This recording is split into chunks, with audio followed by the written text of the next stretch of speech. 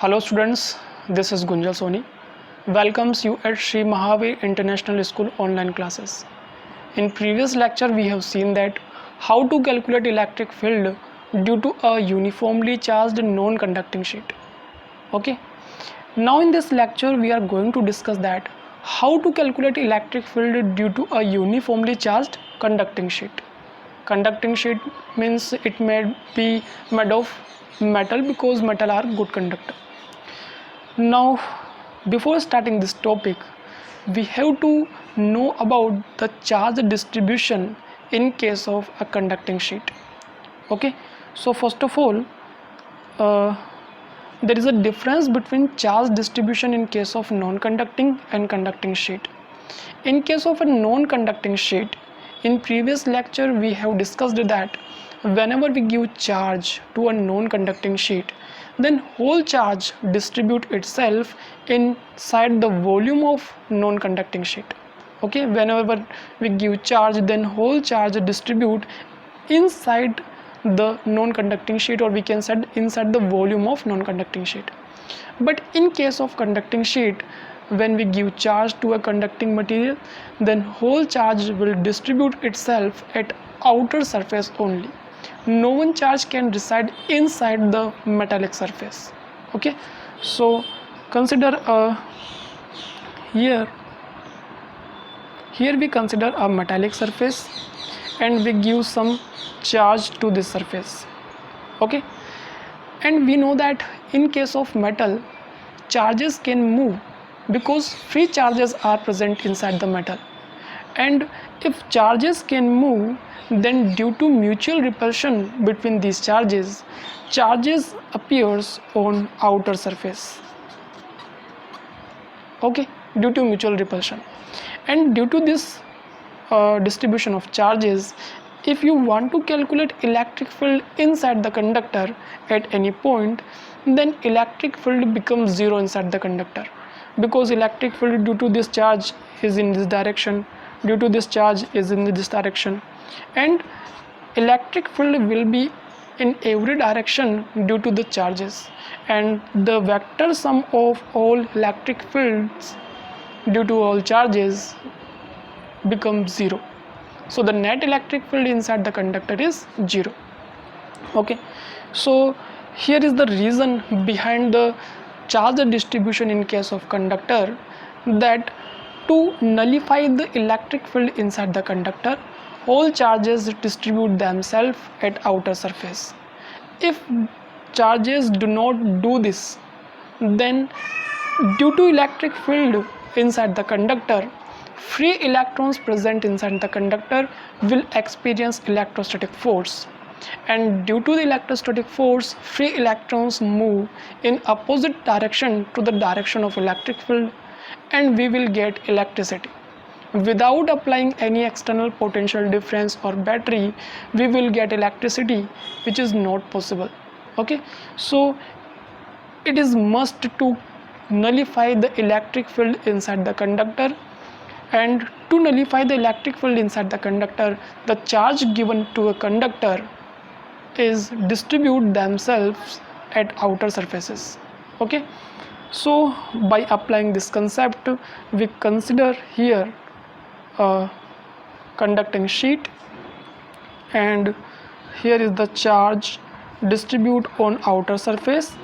When we give charge to this conducting sheet, then whole charge distribute at outer surface only. No one charge can reside inside the conducting material. Okay, and we want to calculate electric field at a point which is situated at outside the metallic sheet. Okay, now what is the procedure to calculate electric field? First of all, we have to consider a Gaussian surface, and the rule of considering the Gaussian surface is that the Gaussian surface should be passing through the point at which we want to calculate electric field. Okay, and at every point of the Gaussian surface, electric field should be same in magnitude as well as in direction. So here we consider a cylindrical Gaussian surface which is passing through the point at which we want to calculate electric field. Why we considering here a cylindrical Gaussian surface, it already cleared in previous lecture. Okay, Gaussian surface should be made according to the distribution of electric field. Okay, due to these charges spread on this surface, electric field is always normal to the surface. Okay, electric field will be according to this. Due to this, we consider the Gaussian surface cylindrical in nature, so that at every point at this Gaussian surface electric field will be same, because every point of this circular part is at same distance from the charged surface, and electric field depend on distance. If the distance of every point is same from charged surface, then definitely electric field will be same at every point, and this is the second rule why we consider a cylindrical Gaussian surface. Okay, in this cylindrical Gaussian surface there are three parts. The first part of this Gaussian surface is circular in nature, and S1 vector is the area vector of this Gaussian surface. Here we can write down the S1 vector, which is area vector of this circular part, and S2 vector is the area vector of that circular part, and S3 vector here is the area vector of curved part. Area vector is the vector which is always normal to the surface. Okay, so we considering three area vectors according to three parts of the cylindrical Gaussian surface. Now the direction of electric field. Due to this first surface, electric field will be in both directions, and due to the second surface also electric field will be in both directions.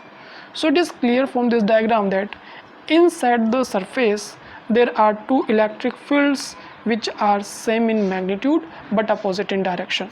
So electric field at surface S2 becomes 0. Okay, and we have already discussed that electric field should be 0 inside the conductor, and this part is present inside the conductor, so electric field will be 0 inside the conductor according to distribution of charges. Now there are only two surfaces at which we will calculate the flux. So in next step we are going to calculate flux passing through every part of Gaussian surface. First of all, we are calculating the flux passing through surface S1, and from this diagram it is clear that electric field and area vector S1 both are in same direction, so that the angle between E vector and S1 vector is 0, and the value of cos 0 become 1. So we can write here as ES1 cos 0, and the value become ES1 only. The flux passing through the circular part S1 of this cylindrical Gaussian surface. Now in second step we are going to calculate the flux passing through the curved surface S3. Then what will be the flux passing through the curved surface S3? It is clear that electric field and S3 vector both are mutually perpendicular, so the angle between E vector and S3 vector is 90 degree, and if we want to calculate the flux passing through the third surface S3, then it become ES3 cos 90 degree, and the value becomes 0. Okay, so flux passing through the curved surface becomes 0 because the area vector and E vector are normal to each other. Now flux passing through the surface S2 is already 0 because electric field at S2 is 0. If the electric field is 0, then flux will become 0. So the total flux, if you are talking about the total flux passing through the curved surface, it will be phi1 plus phi2 plus phi3, and the addition of all these fluxes are ES1 only. Okay, this is the first equation, this is the third equation, and the total flux passing through the cylindrical Gaussian surface. Now what is the value of S1? Okay, So here look at this cylindrical Gaussian surface. In this cylindrical Gaussian surface, the area of this circular part will be pi r square, but you need not to write down the area pi r square. Okay, leave it as it is because it will be cancelled in further steps. And the most important thing you have to keep in mind that the electric field E vector here is only due to the charges present inside the Gaussian surface. Okay, you need not to consider the whole charges to make electric field, because this calculation of flux is done with the help of Coulomb's law. In next step we are going to calculate this flux again with the help of Gauss law, and Gauss law says that the electric flux phi is total charge inside the closed surface divided by epsilon naught. Okay, so here electric field E vector is not due to the whole charges present at the surface. This electric field is only due to the charges present inside this closed Gaussian surface. Okay, so the area at which these charges present is also circular in nature. Whenever in next steps we want to put the area at which charges present, so we have to consider the area as S1, because here both area are circular in nature. Okay, so you have to keep in mind that the electric field here is only due to the charges present inside the Gaussian surface. Okay, now the total flux is again calculating with the help of Gauss law, and the total charge here is summation of total charge Q.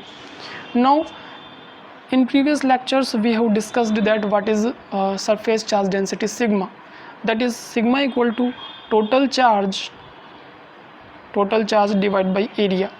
Here area of circular part is represented as S1, so we can write down area as S1. Okay, so we can replace the total charge by sigma S1. Okay, so by putting this value in this equation, the flux phi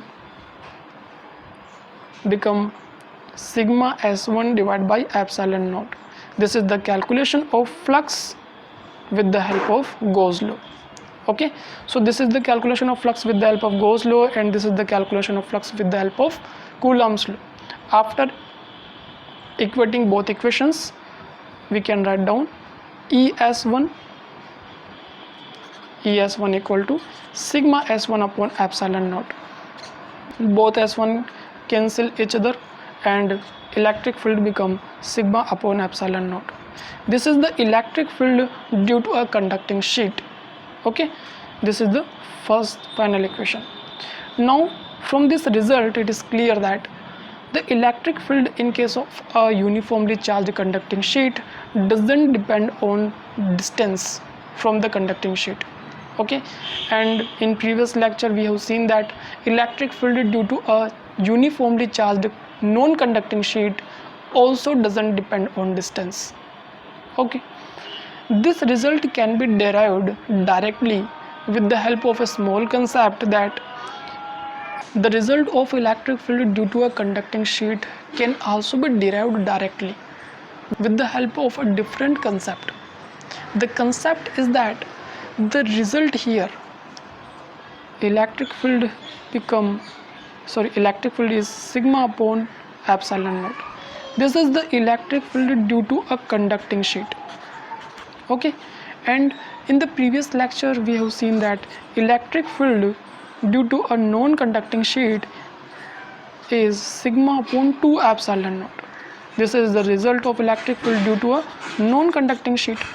Okay, so you have to keep in mind that this result is not according to material, not according to conducting and non-conducting material. Actually these results are based on distribution of charge. In case of non-conducting sheet, when we give charge to this sheet, the whole charge distribute themselves inside the volume. Okay, if the thickness of this non-conducting sheet is very low, then there is a plane of charge inside the sheet. Okay, if the thickness is very low in case of non-conducting sheet and all charge is present inside the sheet, then there is a single plane of charge inside the non-conducting sheet. Okay, so this is the result due to a single plane of charge, single plane of charges. Okay, and in case of conducting sheet, when we give charge to a conducting sheet, then whole charge distribute itself at outer surfaces. So there are two planes of charges in case of conducting sheet.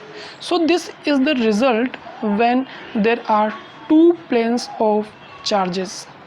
Okay, so these results do not depend on conducting or non-conducting material.